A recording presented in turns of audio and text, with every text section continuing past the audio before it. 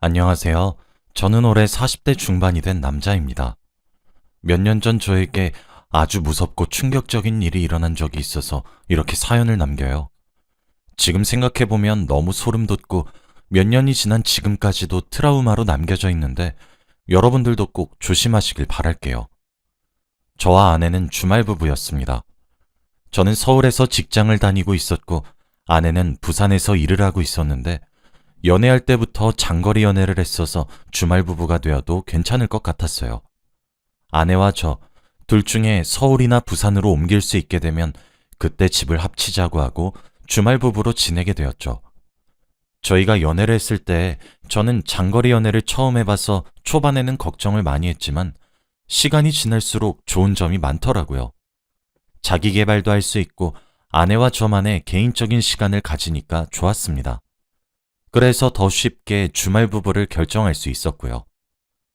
제가 주말 부부를 한다고 하니까 주위에서는 뜯어 말리는 거 있죠.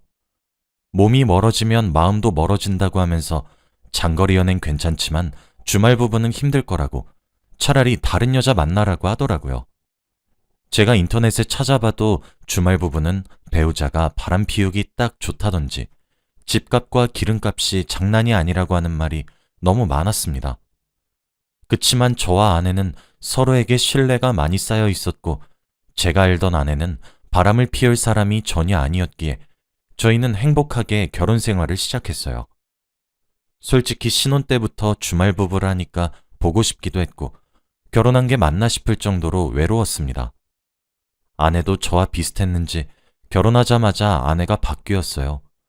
주말 부부라 할 수 없을 정도로 서울에 정말 자주 왔거든요. 아내는 일을 마치면 바로 부산에서 서울로 고속도로를 타고 밤늦게 왔고 새벽에 다시 부산으로 출근하기 위해 내려갔습니다. 평일에 적어도 2번은 왔는데 아내는 보고 싶어서 왔다며 저에게 많은 애정을 퍼부어줬죠. 솔직히 부산에 혼자 있을 아내가 걱정되고 다른 남자가 있을까봐 무섭기도 했는데 이렇게 저를 좋아하는 마음을 보여주고 저를 자주 보러 와주니까 너무 안심되더라고요. 주말에만 만나는 주말 부부가 맞나 싶지만 그래도 자주 보니까 좋았습니다. 부산에 자주 내려가고 싶어도 일이 너무 바쁘기도 하고 그게 얼마나 힘든지 아니까 시도도 못했는데 아내는 그 힘듦을 감수하고 서울까지 와줘서 얼마나 고마웠는지 몰라요. 제 주위 사람들도 그런 아내의 모습을 보고 결혼 정말 잘했다라는 말을 엄청 많이 해주었습니다. 아무것도 아닌 저를 위해서 왕복 10시간을 달려서 와주니까요. 그래도 양심상 평일에 아내가 서울에서 와주면 주말은 무조건 제가 부산으로 내려갔습니다. 부산으로 가면 아내의 집으로 가는 게 아니라 데이트를 해요. 아내는 집에 있기 싫다며 주말에는 맛있는 음식도 먹고 예쁜 것도 구경하면서 데이트를 하고 싶다고 합니다. 제가 장난식으로 왜? 집에 누구 숨겨놨어? 라고 장난을 친 적이 있어요. 원래 아내의 성격이라면 웃으면서 그게 무슨 소리야 라고 했을 텐데 아내는 갑자기 정색을 하면서 말이 너무 심한 거 아니야? 라고 하더라고요. 솔직히 화를 내는 아내를 보니까 왠지 집을 가봐야 할 것 같았습니다. 주말 부부를 하고 아내의 집을 초반에만 가봤지 그 뒤로는 한 번도 간 적이 없어서 가보기로 했어요. 그래서 다음 주 주말에 저는 아내가 살고 있는 부산으로 갔습니다.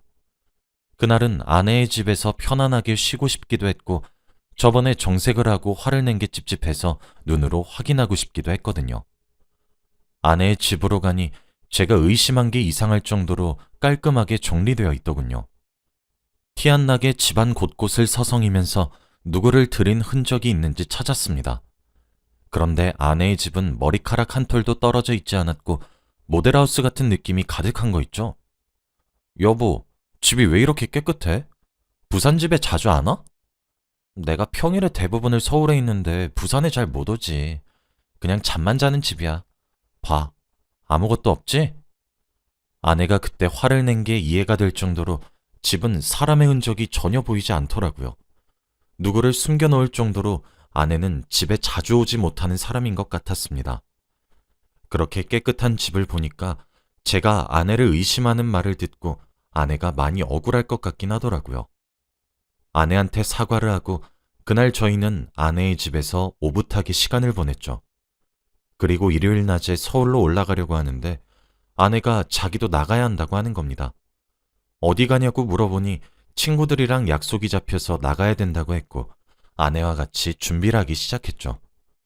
평상시에는 혼자서 대충 준비하고 나가는데 아내와 단둘이서 같이 준비하니까 왠지 모르게 다른 부부들은 평소에 이런 모습인 건가 하면서 우울해지는 거 있죠. 저희도 부부인데 주말에만 보고 어쩔 수 없이 각자 생활을 하니까 부부가 아닌 것 같아지면서 슬퍼지더라고요. 얼른 아내와 집을 합쳐서 같이 준비도 하고 같이 밥도 차려 먹으면서 부부 느낌을 내고 싶었습니다. 그래서 그날부터 열심히 부산으로 일을 옮길 수 있는 방법을 찾아본 것 같아요. 아내와 같이 준비를 하면서 느낀 게 아내는 집안에 있는 물건이 어디에 있는지 잘 모르는 겁니다. 제가 여보, 드라이기 어딨어? 라고 물어보면 아내는 몰라. 왼쪽 서랍에 없어? 라고 했고 아내가 알려준 곳에는 항상 물건이 없었습니다. 그래서 늘 제가 뒤지면서 찾아야 했고 아내도 물건을 찾을 때 집안을 뒤지더군요. 자주 쓰는 드라이기의 위치를 모를 정도로 집에 자주 못 오는 아내를 보니까 다시 아내한테 잘해야겠다고 반성을 하게 되었어요. 그리고 얼마 뒤 아주 좋은 소식이 들려왔습니다. 바로 제가 부산에 직장을 옮길 수 있는 거였죠. 제가 자리가 비면 무조건 들어가겠다고 말씀드렸었는데 팀장님께서 저한테 부산으로 가서 얼른 아내랑 둘이서 살라고 일부러 자리를 만들어 주셨어요. 결혼한 지 몇 년 만에 드디어 부부다운 생활을 할 수 있다는 것에 기대감이 부풀었고 너무 좋아할 아내를 생각하니까 제가 다 설렜습니다. 그리고 드디어 저희 사이에 아이가 생길 수도 있겠다는 생각도 했어요. 사실 저와 아내는 결혼 전부터 아이를 꼭 낳고 싶다고 했지만 주말 부부여서 여유가 없었고 육아를 아내 혼자서 할 순 없었기에 시도를 하지 못했거든요. 그런데 제가 부산으로 이사를 가면 아내와 제 사이에 아이가 생길 수 있게 되었죠. 저는 그 소식을 듣고 바로 아내에게 전화를 건 뒤 소식을 전했습니다. 여보, 아주 좋은 소식이 있어. 나 드디어 부산으로 직장 옮긴다? 우리 드디어 합칠 수 있어. 이제 서울이랑 부산 왔다 갔다 안 해도 된다고. 근데 아내는 제 예상과 다르게 오히려 침착하고 조용하게 말하더라고요. 아, 그래? 원래 아내 성격이라면 제 말을 듣고 너무 좋아서 펄쩍펄쩍 뛸 게 분명한데 이렇게까지 침착한 반응인 아내를 보니까 제가 부산에 가는 걸 별로 반가워하지 않는 눈치더라고요. 왜 그래? 싫어?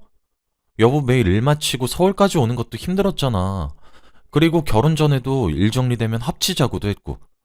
그리고 우리 이제 나이도 얼추 있어서 아이도 낳아야지. 아이? 너무 이르지 않나? 난 아직 일이 더 좋은데.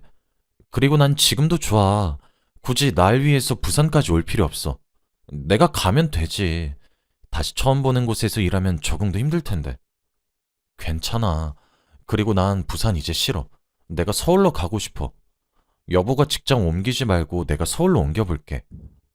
부산으로 갈 날만 기다렸는데 이렇게까지 반대를 하다뇨. 그리고 무엇보다 아직 아이를 낳을 생각이 없다는 아내를 보고 더 놀랐고 충격적이었어요. 이제 둘 다 30대라서 한시가 급한데 아이를 낳는 것이 이르다는 게 말이 되나요? 드디어 주말 부부 끝낸다는 생각에 기뻐했는데 아내가 갑자기 찬물을 끼얹으니까 실망감이 컸습니다. 그래도 아내가 부산보다 서울에서 살고 싶다고 말을 했으니까 아내의 뜻을 따르기로 결정했고 아내가 얼른 서울에 와서 같이 살 날만을 기다렸어요. 아내는 금방 서울로 옮길 수 있다고 했고 이번은 왠지 자리가 빌 것 같다며 기대했지만 늘 예상과는 다르게 안 됐습니다. 아내의 회사는 6개월에 한 번씩 서울에 있는 본사로 갈 사람을 뽑아서 가는데 아내는 매번 떨어졌고 다시 뽑히기 위해서는 6개월을 기다려야 했죠. 그렇게 반복이 되니까 몇 년이 되었고 아내는 서울로 오지 못했어요. 그동안 제가 여러 번 내가 그냥 부산에 가겠다고 그랬지만 아내의 고집을 꺾을 수 없었고 몇 년 동안 서울에 상경하겠다는 말만 하더라고요. 시간이 지날수록 아이를 낳는 것은 포기했고 아내가 평일에도 저희 집에 오는 횟수도 줄어들었습니다. 그래도 주말에는 서로 데이트는 했지만 예전만큼의 뜨거움은 없었죠. 사랑이 식어가는 느낌과는 별개로 다른 주말 부부들처럼 정석대로 결혼 생활을 이어나간 거죠. 그리고 아내의 생일이 다가왔습니다. 원래는 생일날이 평일이면 못 만나거나 생일 전 주말에 만나서 미리 생일 파티를 했는데 이번은 아내의 생일이 다행히도 주말이었어요. 그래서 생일 맞이할 겸 오랜만에 서울에서 데이트를 하기로 했죠. 예전과 달라진 저희 사이를 조금이나마 변화를 주기 위해서 열심히 아내의 생일 선물도 골랐고 서프라이즈를 하기로 했어요. 아내한테 일이 바빠서 주말에도 회사에 가는데 저녁에 집에 도착할 것 같으니 먼저 서울에 있는 집에 가서 기다리고 있으라고 했어요. 아내는 많이 서운해했지만 그래도 어쩔 수 없으니 집에 먼저 가 있는다고 하더군요. 정말로 일이 많아서 주말에도 회사에 가긴 했지만 그래도 간단한 일이라서 낮에 집에 갔습니다. 아내가 오기 전에 장롱 속에 숨어서 아내를 놀래켜 주려고 했고 장롱 안에서 아내를 기다리고 있었죠. 아내가 오기 5분 전 장롱에 들어가서 숨었고 아내가 집에 들어올 때까지 기다렸습니다. 그런데 저는 그때 아주 충격적인 한 사람을 보게 되었어요. 옷장 문 사이로 침대 밑을 보는데 낯선 사람과 눈이 마주쳤거든요. 바로 제 침대 밑에 있었습니다.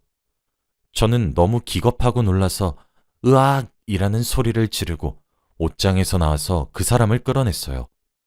한 젊은 남자였고 너무 무섭고 소름이 돋아서 아무 말도 할 수 없었죠. 우리 집에 있는 물건을 훔치려고 들어온 도둑인데 제가 낮에 집을 와버려서 탈출을 못하고 침대 밑으로 숨어버린 거라고 생각했어요. 저는 그 사람한테 화를 내면서 당신 뭐야? 왜 들어왔어? 라고 말을 했는데 그 사람은 아무 말도 하지 않더라고요. 아씨, 이 말만 반복했지 왜 우리 집에 들어왔고 왜 침대 밑에 있었는지 아무것도 말하지 않았죠. 경찰에 신고를 하고 싶었지만 제 두 손은 그 사람의 멱살을 잡고 있었고 경찰에 신고를 하면 보복이 있을까봐 두려워서 손을 쓸 수 없었는데 그때 마침 아내가 저희 집 현관문 비밀번호를 누르는 소리가 들리더라고요. 그때 저는 드디어 경찰에 신고할 수 있겠다는 생각에 기뻤는데 아내는 집에 들어오자마자 소리를 지르며 으악 하는 겁니다. 아내도 저희 집에 낯선 사람이 있으니까 너무 놀란 것 같았습니다. 놀란 아내에게 저는 얼른 경찰에 신고해. 도둑이야! 라고 했지만 아내는 너무 놀랐는지 입만 막고 있었고 경찰에 신고를 못 하더라고요. 가만히 서 있지만 말고 얼른 신고하라니까? 빨리 112에 전화해! 제가 언성이 높아지고 화를 내니까 아내는 드디어 정신을 차렸는지 알겠어 하며 신고를 했습니다. 그런데 갑자기 그 남자는 소리를 지르면서 뭐야, 왜 전화해? 라고 하더라고요. 드디어 상황 파악이 된 건지 신고하지 말라고 했고 저는 경찰이 오기를 기다렸습니다. 그런데 그 남자가 충격적인 말을 하더라고요. 저희 아내의 이름이 미화인데 아내 이름을 부르면서 미화야, 네가 어떻게 나한테 그래? 내가 너 때문에 어떤 짓까지 했는데? 라고 하는 게 아니겠습니까? 어떻게 그 남자가 제 아내 이름을 아는 건가요? 아내는 당황하면서 식은땀을 줄줄 흘리고 있었고 저는 아내에게 뭐야? 당신 이 사람이랑 아는 사람이야? 라고 했어요. 아내는 동공이 심하게 흔들렸고 저는 그 사람의 멱살을 잡고 있던 손목에 힘이 스르륵 풀리더라고요. 정말 아내의 사생활은 충격적이었습니다. 그 사람은 바로 아내가 만나고 있던 사람이었거든요. 정말 어떻게 이런 일이 생길 수 있죠? 그것도 아내 생일날 말이죠. 그때 경찰이 들이닥쳤고 그 사람은 수갑을 채워진 채 경찰서로 갔습니다. 저는 상황 파악도 제대로 되지 않은 채로 벙쪄서 경찰서로 따라갔고 그 남자가 경찰에게 조사를 받는 과정에서 충격적인 사실을 하나 더 알았어요. 그 사람은 바로 아내의 전 남자친구였다는 사실을요. 그리고 더 대박인 사실은 바로 아내와 사귈 당시에 아내 대신 교도소를 갔다 왔대요. 아내가 운전하면서 사고를 냈는데 조수석에 타고 있던 그 남자가 아내 대신 감옥에 가주었다고 하더라고요. 어떻게 이런 일이 있을 수 있나요? 그 남자는 출소를 하고 아내와 다시 만났고 아내는 서울에서 그 사람을 만난 거였죠.